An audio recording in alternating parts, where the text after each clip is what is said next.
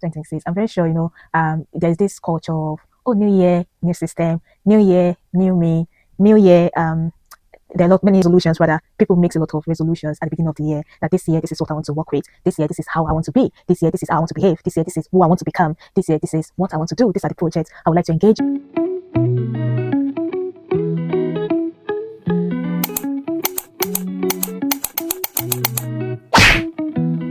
Hi guys, welcome back to my YouTube channel. Happy New Year. Happy New Year of 2026. Welcome to the brand new year 2026. I mean, this is my first video in 2026, and that's why I'm wishing you a happy new year.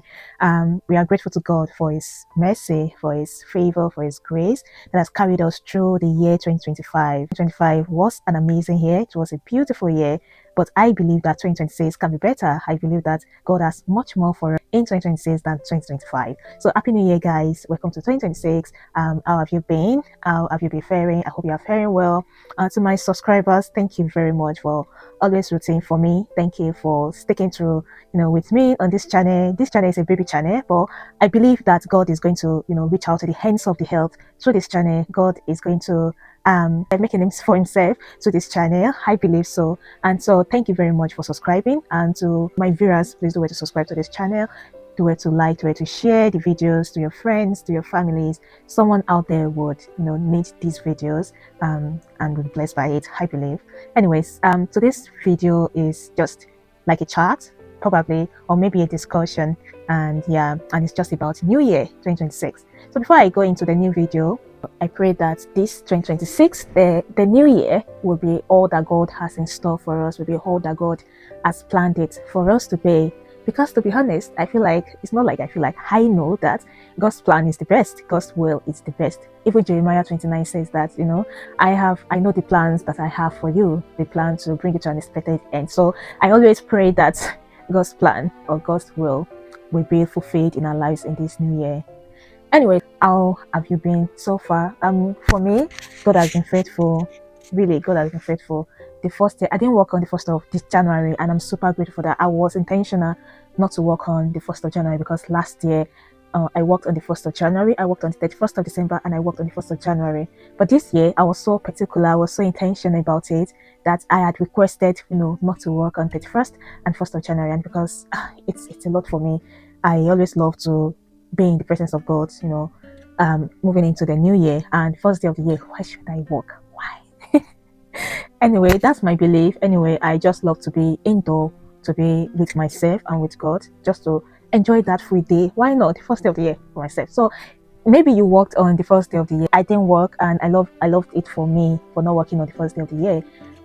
If you work, that doesn't mean that you are bad, or sometimes it happened that we can't help it. Last year I couldn't help it.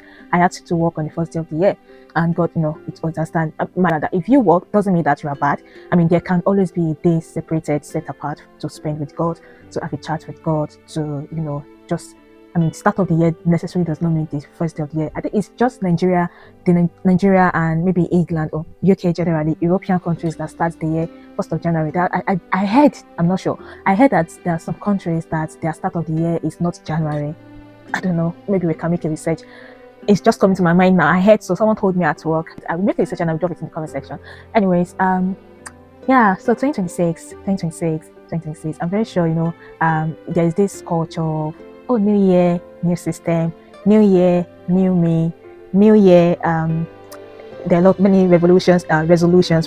People make a lot of resolutions at the beginning of the year, that this year this is what I want to work with, this year this is how I want to be, this year this is how I want to behave, this year this is who I want to become, this year this is what I want to do, these are the projects I would like to engage in. I'm just here to remind you, maybe as a subtle voice, to say, in all your gettings, or in everything you've planned, or everything you are still planning for this year, put God first.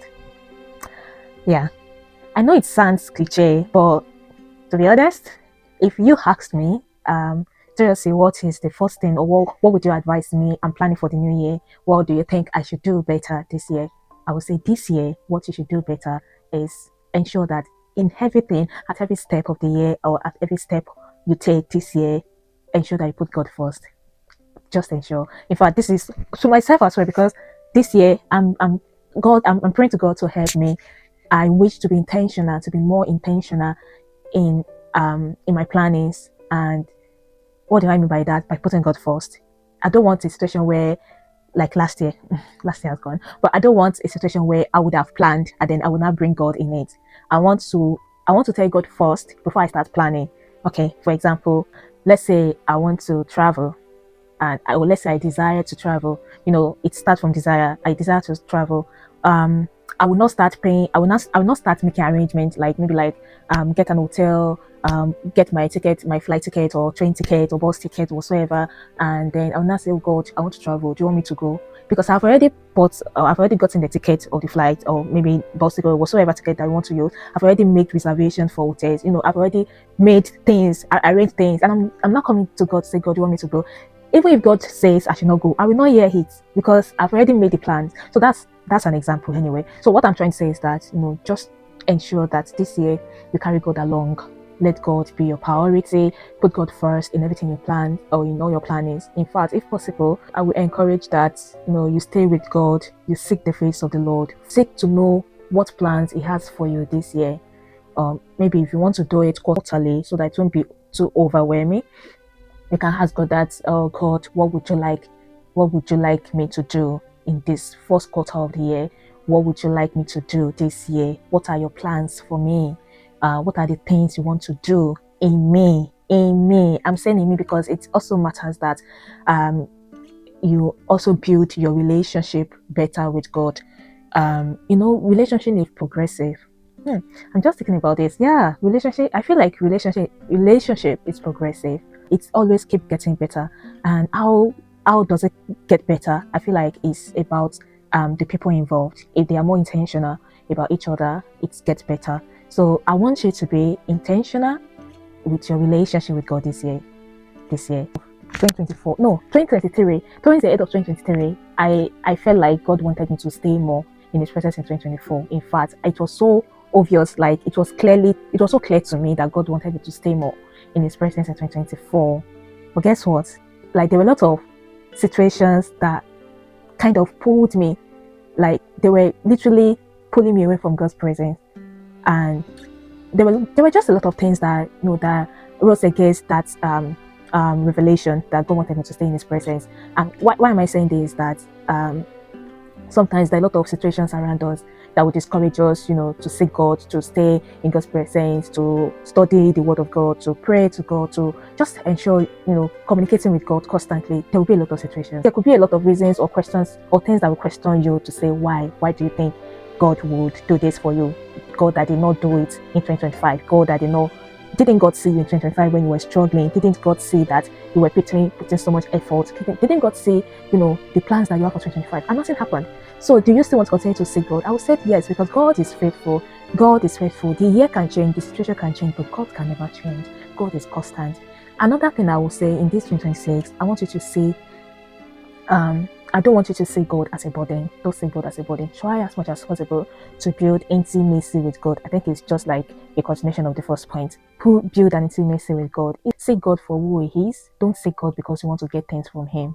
It says, even in Matthew chapter 6, verse 6, it says, seek ye first. Seek ye first and His kingdom and all His righteousness. Seek God for who He is first, and every other thing shall be added. I know you've got things that you want to achieve, you would like to achieve this year. Like, just seek God. Lay aside those things. Don't run after a mechanical devotion. Like, don't see devotion as a duty. Am I making sense? Don't see your relationship with God as a duty. Like, oh, when you wake up in the morning, I just have to pray. Like something just to mark an attendance. No, don't do it just to mark an attendance. Do it as a relationship. God is a person. God is a father. God is a friend. God is a lot of things to people. So it is how you see God. It is how you relate with God that He reveals Himself to you. And the more you seek Him, the more you get to know who He is. So this year, this 2026, try and put God first. Ensure that you put God first. Do all that you can God first, and to build an intimacy with God, a close fellowship with God.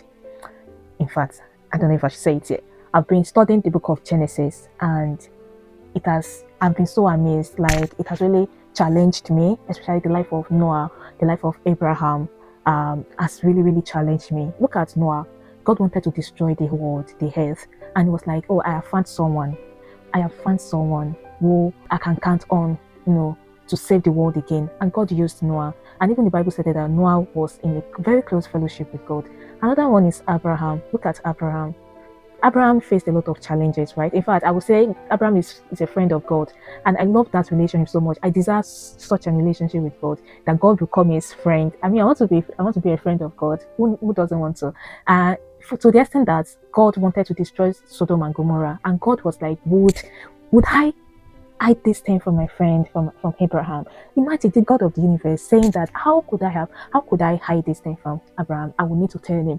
God telling Abraham before he did what he wanted to do. I mean, who questioned God? Nobody can question. God can decide not to tell Abraham, say, I'm going to destroy Gomorrah and Sodom and Gomorrah tomorrow, and he can decide not to tell Abraham. But he chose to tell his creator because of the relationship, because of the friendship between them. I mean, what I'm trying to say is that God can tell you about your future if you have a relationship with God. God can tell you things that will happen in the future. You can see things before they happen. It depends on how you relate with God. Reject a mechanical devotion life. Reject a relationship that does not have vitality. Ensure that you are doing it with all your passion. You are doing it with all your mind, all your soul, your spirit, everything in you. Ensure that you are seeking God with everything in you. And maybe another Bible verse that will anchor this point is that, cut away from me and you can do nothing. I think it's John 16 or John 15. Cut away from me and you can do nothing. Absolutely. Cut away from God, you can do nothing. So don't do 2026 by yourself. Don't do 2026 by yourself. And I pray that as you seek God this year, that you will delight in Him, that God will empower you, to love Him more, to seek Him more with your soul, with your spirit, with your passion, with everything in you. I pray that the Lord will penetrate your heart. The Lord will reach out to your heart. The Lord will be your anchor in His presence this year. In the presence of God, there is fullness of joy. I pray that as you choose to spend quality time with God this year, that the Lord will reward you, because it's the rewarder of those who seek Him diligently. So as you diligently seek God this year, as you intentionally seek God this year, He will reward you in Jesus' mighty name. And I pray that He will guide your steps, He will direct your heart, He will lead you every step of the way, in the name of Jesus. Amen. So that will lead me to the second point, which is plan with God this year. Plan with God. I think there is a verse in Proverbs, I'll put it on the screen. Proverbs says that there are a lot of plans in the heart of men, but it is God that established them, kind of paraphrased. So plan with God.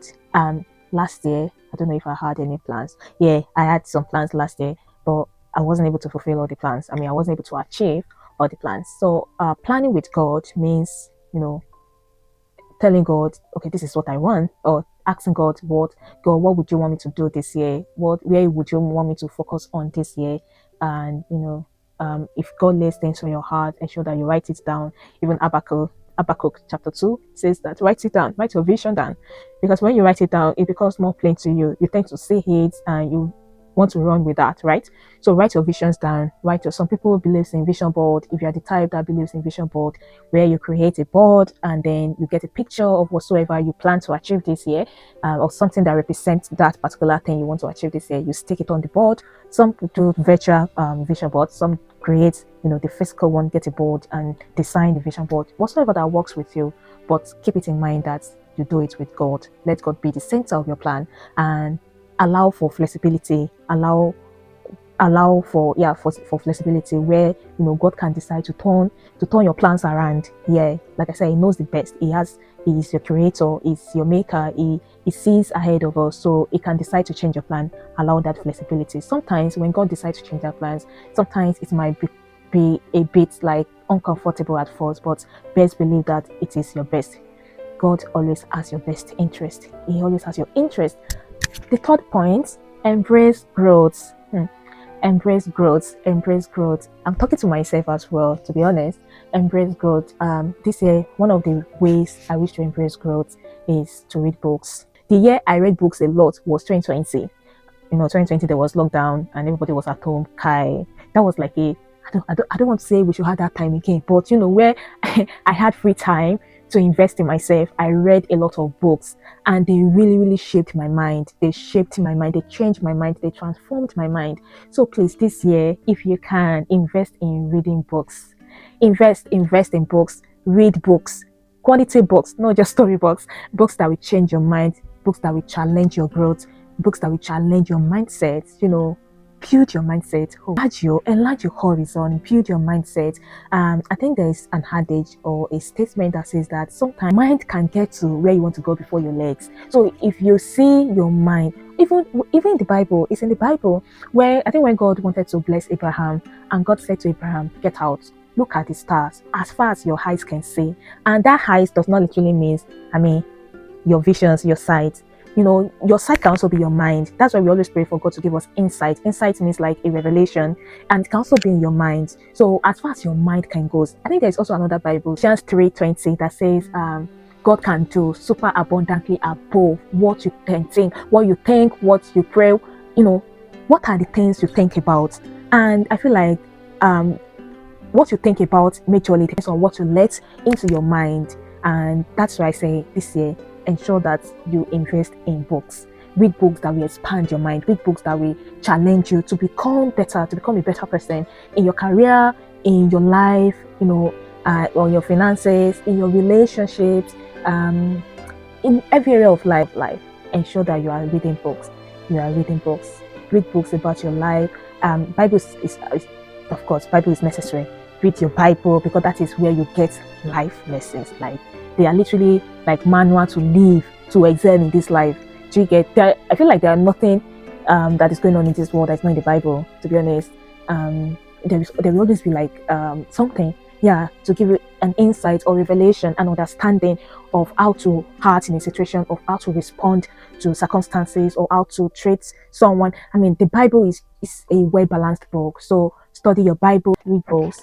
And another thing is pay for trainings. If there are trainings that you feel like will contribute to your growth in this 2026, pay for it. Go for those seminars. They are very, very essential. If there's a certificate that will upgrade your salary, or that will upgrade your pay, that will just give you that leverage, or give you that an increase that you always desire, just go for it. If there's a position you want to apply to, maybe like a higher position, go for it. Give it a try. Don't say no. Don't say you can't do it. Don't limit yourself. Just try it first. Try it first. Even if you don't get it, there will always be something to learn from. You will always learn from it, and that can also help you, in the future, if at all you want to apply for it again. What I'm trying to say is that by all means, ensure that you are growing this year. Do all that you can to grow in every area of your life, so that you can become a well-balanced person. And maybe the last point is work on yourself. It's still like a succeeding point of the previous one. Working on yourself means that work on your flaws. Work on your flaws. Every year is always a routine for me, or maybe a culture for me, to always try to look into myself. What is that character, or what is that trait that I can work on this year? It's always like kind of taking inventory of of your life, of your character. What is that particular flaw, or struggle or challenge that you are facing now, and you want to stop it? Reach out to people that can help you. If you need to talk about it to someone, be intentional about stopping it, work towards it. If there's anything that triggers that flaws and it, try as much as possible to cut away from it. If there's any situations, like I said, that triggers, try as much as possible to do away from it. Just grow. Growth is very, very essential. And I think that we've come to the end of this video. And before we round up, I would say that God, in His infinite mercy, will help each and every one of us. And I pray that you receive strength, you receive grace, you receive the divine wisdom, the revelation knowledge of God this year, in Jesus' name. That you put all these things, as you seek God first, as you plan with God, as you embrace growth, and as you work on yourself, that God will turn everything around for your good, in Jesus' name. Your life will be beautiful. This 2026 shall be beautiful, and this 2026 shall be filled with amazing testimonies to the glory of God, in Jesus' name. Thank you for watching this video. Do well to like, share, and subscribe, and please do well to drop your comments in the comment section. I hope this video blesses someone out there. Thank you. Have a lovely, beautiful year.